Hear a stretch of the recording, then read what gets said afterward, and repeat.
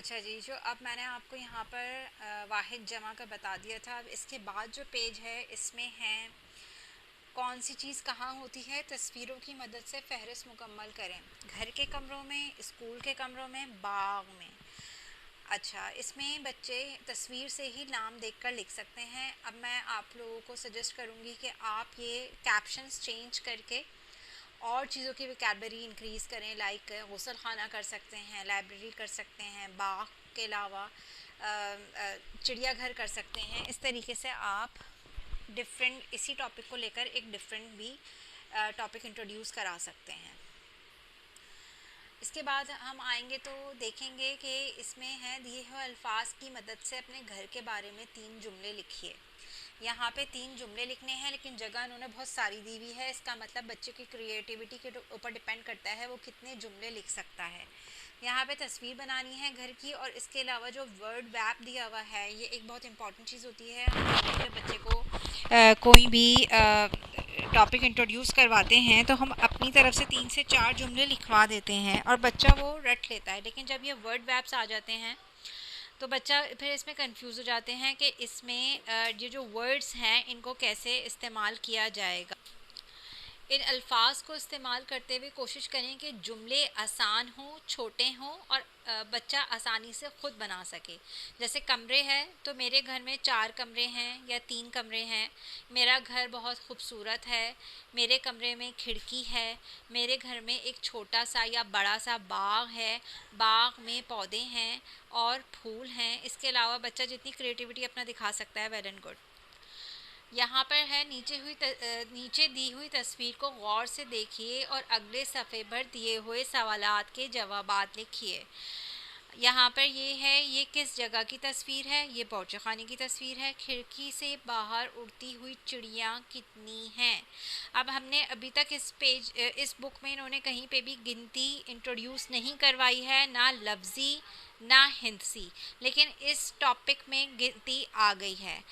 پورے سارے سوالات میں گنتی ہی آ رہی ہے اور 1 سے 10 تک کی آ رہی ہے۔ لائک کھڑکی سے باہر اڑتی ہوئی چڑیاں کتنی ہیں؟ 5۔ دیوار پر لگی ہوئی تصویروں میں کتنی چھوٹی اور کتنی بڑی ہیں؟ 2 اور 6۔ میز پر کتنے چمچے اور پلیٹیں ہیں؟ ٹوکری میں کتنے سیب اور مالٹے ہیں؟ اب یہ بچہ لفظی گنتی میں لکھے یا ہندسی گنتی میں لکھے، یہاں پہ کچھ بھی مینشن نہیں ہے، یہ بچے کی چوائس پہ چھوڑ دیا گیا ہے۔ لیکن اس کے اگلے ہی صفحے میں گروپ میں کام کرتے ہوئے اپنے دوستوں سے ان کے بھائی بہن، ماموں، چچا اور ماموں کے بچوں کی تعداد پوچھ کر الفاظ میں لکھیے۔ اب یہاں پہ گنتی لفظی آ گئی ہے، مطلب الفاظ میں لکھنا ہے۔ پہلا دوست کے کتنے بھائی ہیں، دوسرے دوست کے، تیسرے دوست کے، اسی طرح پورا چارٹ فل اپ کرنا ہے، بھائی بہن، چچا ماموں، چچا زاد اور ماموں زاد۔ اچھا، اس کے اگلے صفحے میں ریڈلز ہیں، پہیلیاں ہیں، یہ بچے بہت انجوائے کرتے ہیں، یہ تو آپ اپنی طرف سے بھی جتنی بنا سکتی ہیں بہت اچھا ہو جائے گا بچوں کے لیے۔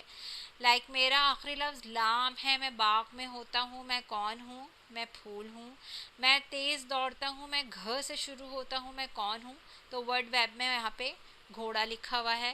میں کر سے شروع ہوتی ہوں، لوگ مجھ پر بیٹھتے ہیں، میں کون ہوں؟ کرسی۔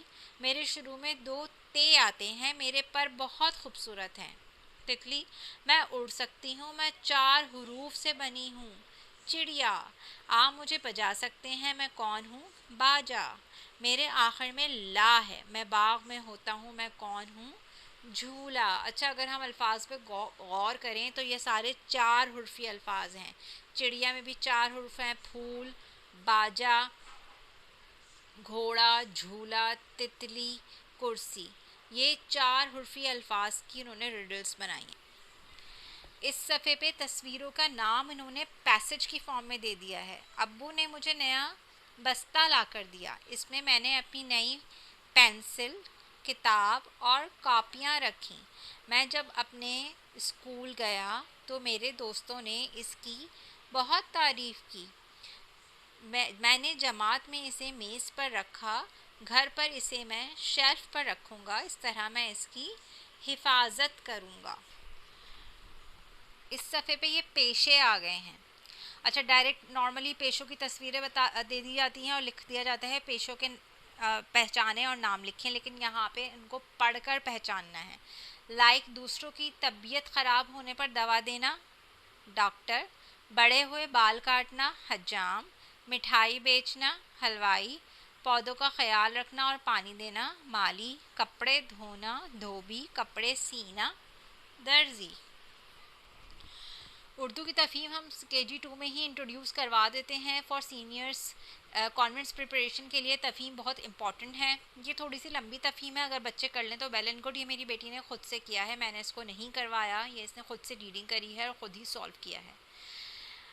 نادر کس بات سے تنگ ہوتا ہے؟ اس پیسج کو پڑھ کے آنسر کرنا ہے. نادر طوطے کی ٹیں ٹیں، کوا کی کائیں کائیں اور مینڈک کی ٹر ٹر سے تنگ ہوتا ہے. اس طریقے سے سب پیسج میں سے ہی ہمیں آنسرز بچے کو بتانے ہیں اور بچہ اس میں سے دیکھ دیکھ کے لکھ. جو لوگ ہمارے سینئر ممبرس ہیں اور اپنے بچوں کو پریپیئر کروا رہے ہیں فار کانوینٹس، ان کو پتہ ہے کہ ہمارے پلانرز میں کون کون سے ٹاپک کس کس طریقے سے انٹروڈیوس ہوئے ہیں.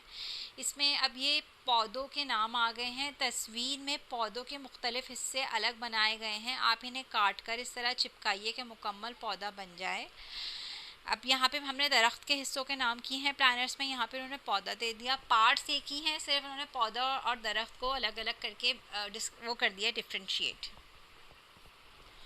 یہاں پہ انہوں نے پھلوں کی ریڈلز دی ہیں. میں ایک پھل ہوں، میں بہت نرم ہوتا ہوں، مجھے بندر شوق سے کھاتے ہیں، بتائیے میں کون ہوں؟ کیلا. اب یہاں پہ انہوں نے تصویر دے دی اور بچے کو ریڈل خود بنانی ہے آم کے بارے میں.